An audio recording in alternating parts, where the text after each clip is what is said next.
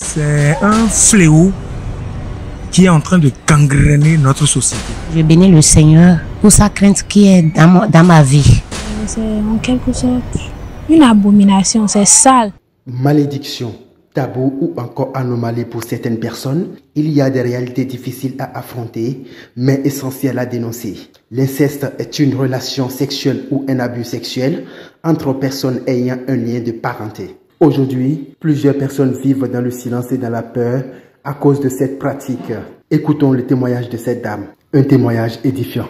J'ai pris la résolution d'aller lui rendre visite. Donc c'est comme ça, quand je suis allée, il était fier. Et c'est normal entre un enfant et sa maman. Donc en quelque sorte, c'est ma maman. Donc je n'avais pas l'intention, je ne peux pas avoir la peur de m'approcher de lui. Donc une fois chez lui, il a été très heureux de me revoir après tant d'années. Donc c'est après nos échanges le jour-là, et je suis revenue à la maison, on a commencé par échanger, et chaque jour que Dieu fait, s'il m'écrit, je répondais à ses messages. Donc au début, ce n'est que des salutations, et j'avoue que moi, je suis une mère célibataire avec enfant. Et c'est une situation que nos familles connaissent déjà. Donc il est au courant de tout cela. Donc chaque fois, il ne faisait que échanger sur le sujet avec moi. Et il va même dire que pourquoi je suis là coincée, je m'enferme dans la chambre. Donc pour moi, c'est mon oncle. J'ai constaté que tous les écrits de mon oncle a commencé par changer un peu. Il demandait d'après mes garde-robes qu'il faut que je change mes garde-robes. Et il a commencé en quelque sorte par féliciter ma corpulence. C'est-à-dire que la façon dont je suis mince, courte de taille, tout ça là, que c'est bon, que de telles personnes sont vraiment bonnes à faire sortir parce que j'ai la corpulence normale et que n'importe quel homme sera fier de faire des sorties avec moi. Que premièrement de regarder mes garde-robes et que de changer les habits. Et il est parti même à aller dire que dans ses messages de changer mon lieu d'habitation et de changer de quartier là où j'ai loué, et que une fois ailleurs, que si je voulais même qu'il va m'aider financièrement, qui sera dans le besoin et va entendre je vais t'aider et va refuser. Mon oncle est parti même aller me dire que qui est l'homme à présent qui est en train de me gérer dans ces échanges.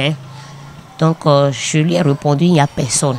Et de là il dit que vraiment que lui ne veut pas me mentir, que lui il veut pour le moment gérer le terrain. Donc je lui ai écrit qu'il s'agit de quel terrain. Il dit non, que de ne pas faire l'innocence, que lui, il sait que je connais tout, que vraiment tout ça là. Donc c'était comme ça. Et j'avoue que même des photos, des choses qui ont suivi après, m'ont vraiment traversé. Et ça là, personnellement, je sais que c'est partout que ces choses-là se passent. Et je suis allée même à le questionner. Est-ce qu'il a eu à faire ça avec d'autres personnes dans la famille, d'autres enfants dans la famille? Et c'est de là qu'il a avoué qu'il y en a plusieurs même, mais que ces derniers ont eu à garder le silence. Combien de filles, de femmes ont pu garder ces choses? Combien d'enfants ont pu garder ces choses en eux? Je ne voulais pas truc là et allumer le feu dans la famille. J'ai dû garder le secret. Je me demande combien de personnes en ce moment en train de supporter ces genres de phénomènes là. Si tu es parent, il faut vraiment écouter tes enfants. Il y a beaucoup. Et que Dieu nous accorde les moyens afin que nos enfants ne puissent pas aller tomber dans la main de ces personnes-là, soi-disant nos parentés. Et vraiment, je bénis le Seigneur. Je connais un papa. J'ai entendu ça la fois passée. Je connais même la fille. Le papa se couche avec la fille. Le papa se couche avec la fille. Et je connais bien la fille. La fille, mais elle a même travaillé avec moi la fois passée. Et ça, c'est sa maman qui était venue nous annoncer ça. À cause de ça, maman les a ramassés et sont partis quelque part. Face à ce témoignage, la population s'est prononcée. Elle a donné son avis sur cette mauvaise pratique et des problèmes que cela pourrait engendrer à long terme. Ça existait depuis fort longtemps. Mais nous devons faire l'effort de bannir cette affaire pour que la société avance. C'est tout. Mais ceux qui s'adonnent à ces pratiques, au finish, ça crée de grands problèmes dans les familles. Grands problèmes. Que ce soit des maladies, des mauvais esprits qui nous attaquent. Et on dirait que c'est un sorcier, une tante qui est sorcière, on inflige ça à un parent dans la maison. Or, c'est ce que nous avons fait là qui nous crée des problèmes. Ça crée beaucoup de problèmes. Ça détruit la vie, la vie professionnelle. Ça détruit et ça détruit aussi le foyer. Et si on n'arrive pas à vite abandonner ça, vraiment, c'est un désastre. Coucher avec l'enfant de sa soeur ou l'enfant de son frère, c'est sale. Moi, je ne trouve pas ça normal. Et pour moi, ceux qui font ça, je trouve que ce sont des personnes qui ne sont pas psychologiquement assis. En quelque sorte, c'est sale. Je ne trouve pas ça normal. Ils sont dérangés, peut-être psychologiquement. Le mental, ça ne va pas. Je peux vivre avec mon oncle, marcher une nuit devant mon oncle, me déshabiller devant lui, mais bon, c'est pas une raison pour qu'il me fasse la cour, bien qu'il commence pas à coucher avec moi. Non. Moi, j'ai vécu ça. Mon cousin, ma tante, l'enfant de ma tante veut m'épouser. C'est parce que je n'aime pas ça. Ces choses-là, ça ne se fait pas, ça ne se fait même pas. Donc je ne constate pas ça.